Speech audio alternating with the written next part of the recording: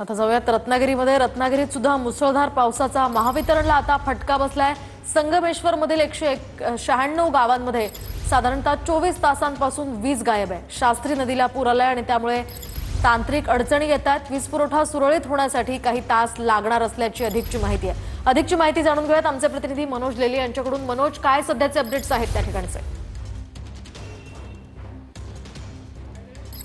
मोहिनी, धुवाधार पाऊस पडतो आहे आणि याचाच परिणाम जो आहे तो फटका जो आहे तो महावितरणला बसलेला पाहायला मिळतो। आपण सध्या संगमेश्वर बाजारपेठेमध्ये आहोत आणि संगमेश्वर आणि खाडीपट्ट्यातली जवळपास 196 गावं या ठिकाणी पूर्णतः गेल्या 24 तासापासून अंधारात असलेली पाहायला मिळत आहेत। शास्त्री नदीला पूर आलेला आहे आणि त्याचा तांत्रिक फटका जो आहे तो या ठिकाणी महावितरणला बसलेला पाहायला मिळतोय आणि त्याचमुळे सध्या पूर्ण 196 गावामध्ये या ठिकाणी पूर्णतः वीज पुरवठा खंडित झालेला पाहायला मिळतोय।